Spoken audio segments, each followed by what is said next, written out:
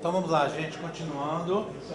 Hoje é dia 18 de março, aula de Embriologia Geral para a turma 12A da Biologia. O assunto é sistema genital. Agora nós vamos falar do masculino, tá? Bem, como é que você vai achar essas aulas? Eu não costumo muito colocar os links lá no campo virtual não, que eu acho que é um passo a mais. É só você entrar no Google, escrever, por exemplo, G.R. Borges, Biologia 19.1. Tá lá a playlist para você, tá? Se você quiser assistir o vídeo de uma aula específica dentro dessa playlist, achar com mais facilidade, você põe o tema, por exemplo, quero genital masculino. Você vai entrar com mais facilidade, tá? Tudo bem? Então faça a busca pelo Google, aí você vai cair no meu canal de vídeos lá para você poder ver. Ok? Tudo bem? Tranquilo? Bem, então vamos começar a falar do sistema genital masculino. Já fizemos quantas perguntas? 4 ou 5? 5?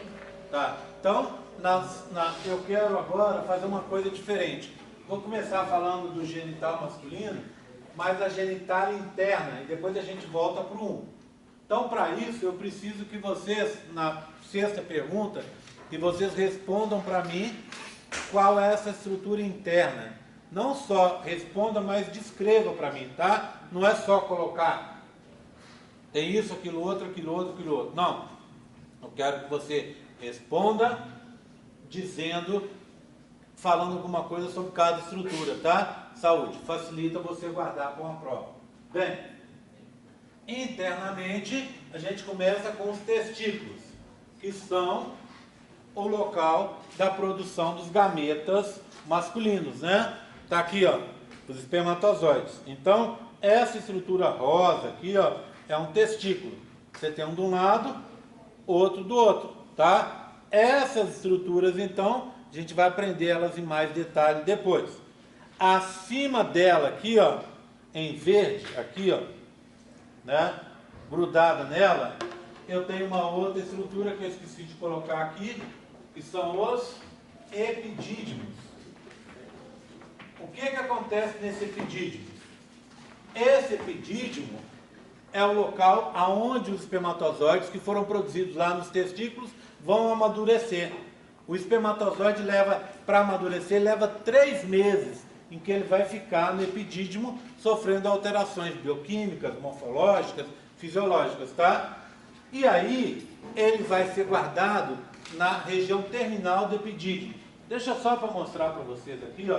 A gente não vai entrar nesse modelo hoje, mas eu tenho uma possibilidade de mostrar para vocês uma visão maior do testículo, tá vendo? Aqui está o testículo. O que acontece? A ligação dele, esse seria o epidídimo. A ligação dele começa aqui, ó, onde está essa estrutura, essas estruturas vermelhas estão saindo daqui, ó, saindo do testículo e chegando no epidídimo, tá vendo? O epidídimo é dividido em 3 regiões. A gente chama isso aqui de cabeça, essa parte aqui de corpo e o finalzinho de cauda. Então os espermatozoides entram pela cabeça, ficam ali, vão descendo pelo corpo e ficam armazenados na cauda. Ali eles vão ficar, se você for usar, estão ali guardados.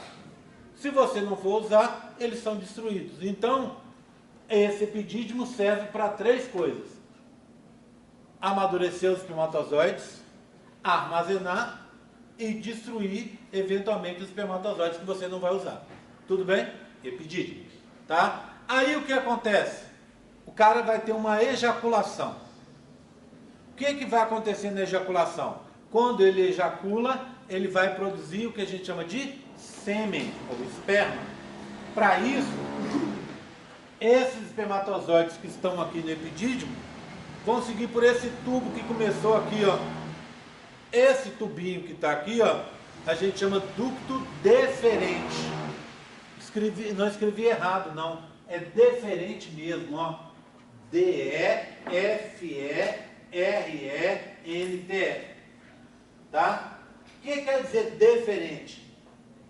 É alguma coisa que leva de dentro para fora, tá? Então é um tubo que vai levar os espermatozoides de dentro do corpo, lá de dentro do testículo, para fora do corpo. Então os espermatozoides, para sair, tem que passar por esse tubo. Vamos olhá-lo um pouco ampliado? Eu tenho uma visão ali e aqui. Vamos pegar por aqui. Olha aqui, ó. Então o que você tem? Olha, aqui estão os testículos, está vendo? Um de um lado, outro do outro. O epidídimo está aqui em verde escuro. Olha o tubo saindo, ó. Ele sai e faz uma volta nessa estrutura laranja. Alguém tem alguma ideia de que estrutura laranja seja essa? Oi?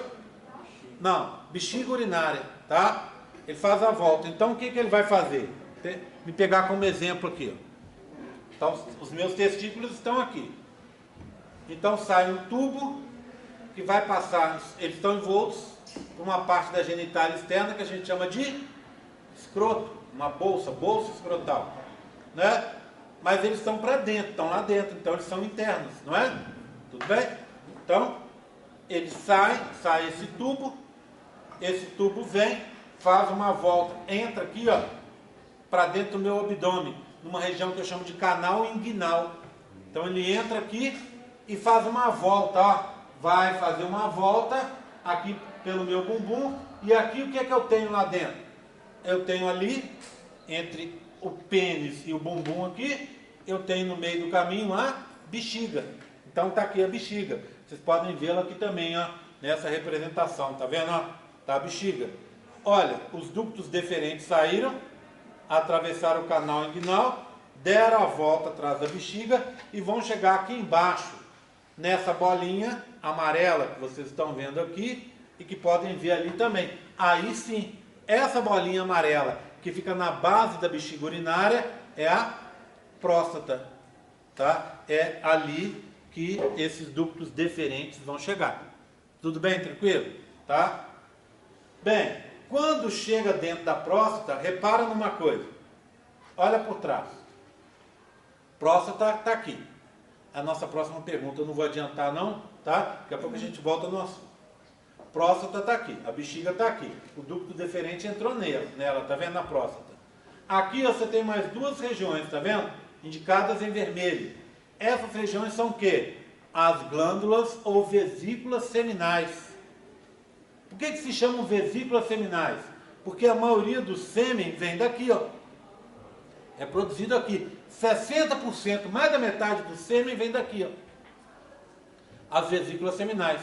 Elas também entraram, olha, é uma glândula exócrina. Tá vendo isso aqui, ó? Onde eu estou pegando? O que é isso aqui? Um ducto. Glândula exócrina tem ducto.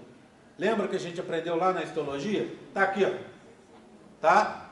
Então, olha, as vesículas seminais ou glândulas seminais entraram para dentro da próstata também.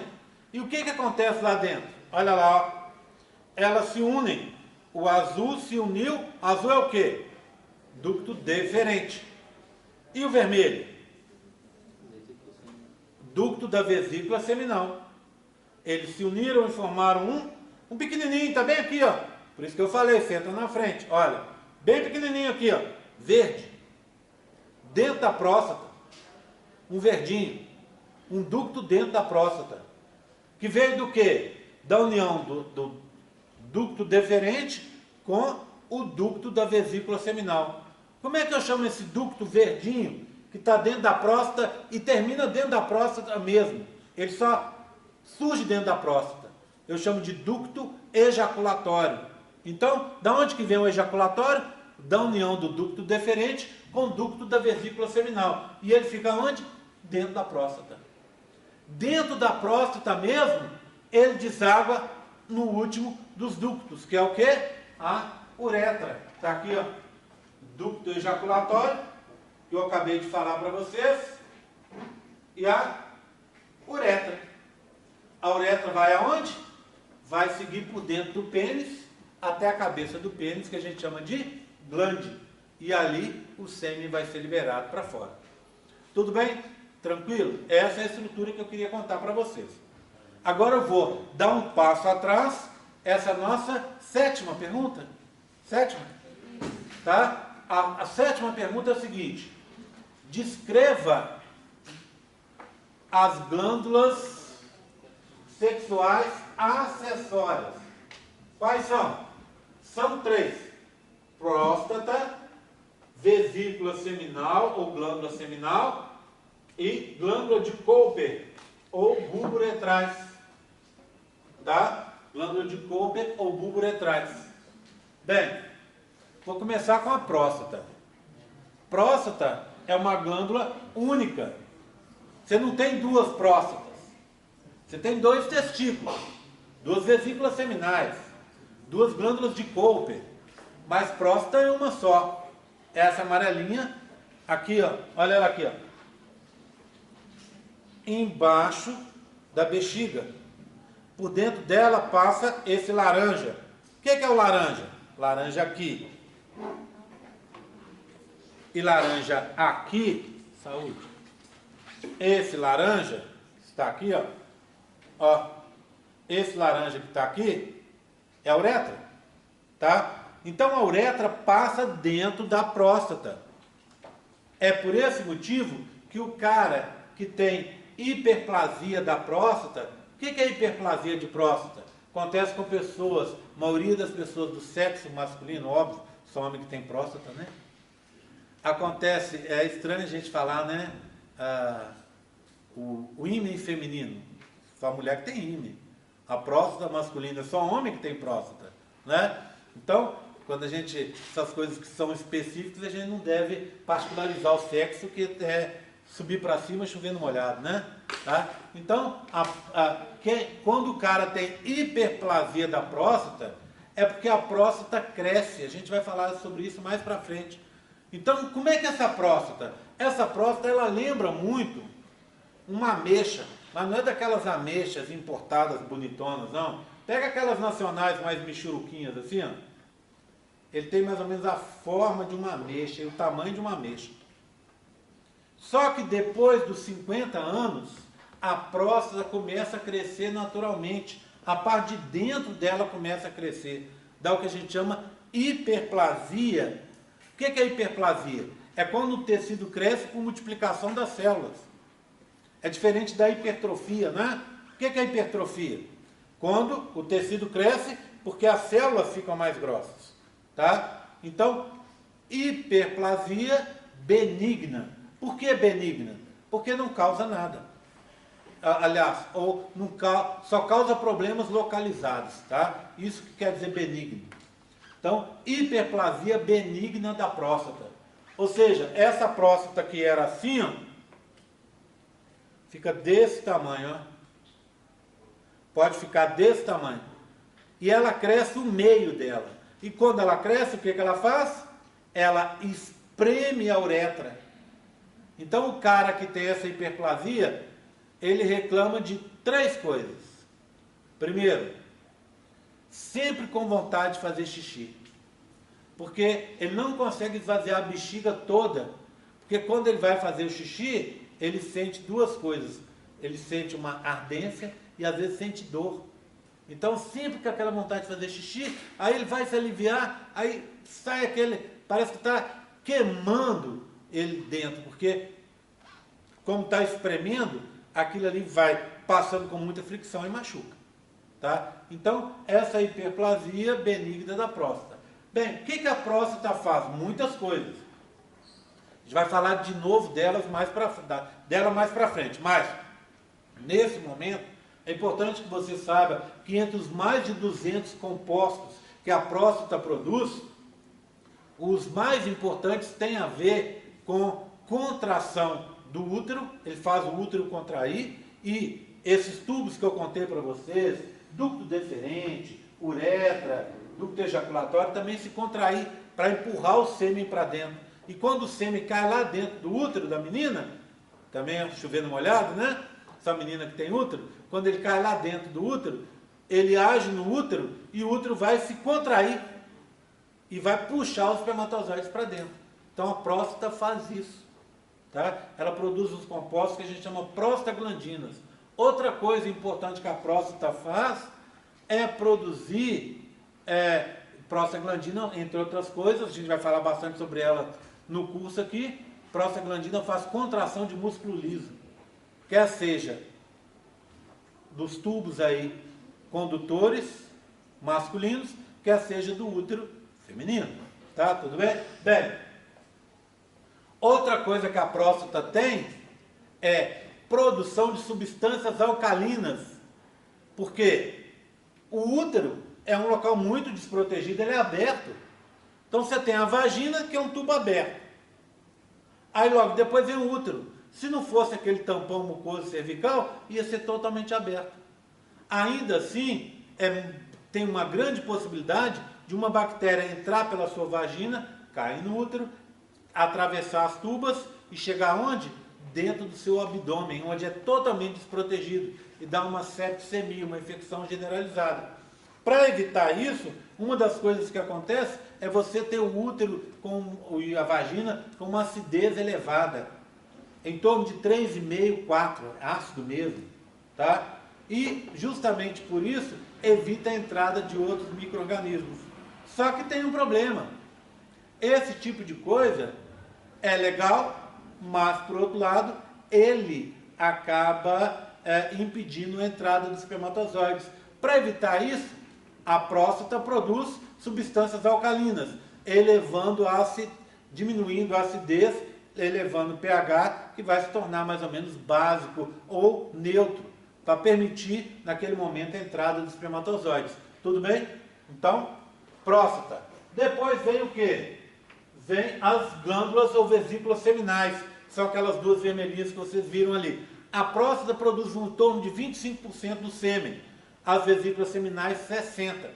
A coisa mais importante, dentre as muitas coisas importantes que a vesícula seminal produz, é a frutose. Frutose é um açúcar, que serve para quê? Para alimentar os espermatozoides, para que eles consigam chegar no local de fecundação. A vesícula seminal também produz muita prostaglandina, mais aquela que faz contração do músculo liso, mais inclusive do que a próstata. Tá? Bem, e por último, umas desconhecidas aqui de todo mundo, a glândula de Cooper ou bulbo uretrais. São essas azuisinhas aqui, ó. Chama bulbo, que são bolinhas. Uretrais porque ela deságua na uretra. Essa glândula, vou contar, quem já assistiu essa aula, me desculpe, mas é sempre esse mesmo padrão. Fecha os ouvidos que vai repetir uma história que todo mundo já ouviu. Muito pouca gente conhece essa glândula. Mas, quando eu falo que essa glândula está relacionada com gravidez indesejada, todo mundo passa a prestar atenção nela. Essa glândula libera um líquido que lava o pênis para que possa... Lembra que no pênis passa, no interior do pênis, na uretra ali, passa o quê? Passa ureia, passa ácido úrico, passa amônia, que são substâncias tóxicas que poderiam matar os espermatozoides. Só que um pouco antes da gente ejacular, os meninos sabem disso, sai uma aguinha pela cabeça do pênis. Essa aguinha é produzida pelas bulburetrais e ela serve para limpar aquilo ali. Só que imagina, se você teve uma relação sexual há 3 dias atrás, ou há 2, ou ontem, seja lá o que for, ou se masturbou, seja o que for, os espermatozoides ficam presos em reentrâncias dessa uretra. E aí, muita gente faz o que a gente chama de coito interrompido. O que é o coito interrompido? O cara, não façam isso, nem deixe fazer com você. O cara está transando com a menina, e aí, um pouco antes de ejacular, ele retira o pênis e ejacula fora. Isso é um risco enorme, e depois a gente vai falar sobre isso. E grande parte desse risco, sabe por quê? Porque vem a bulbo uretral e lava o pênis antes do cara ejacular. E ao lavar o interior do pênis, dessa uretra, ele joga para dentro da vagina da menina espermatozoides.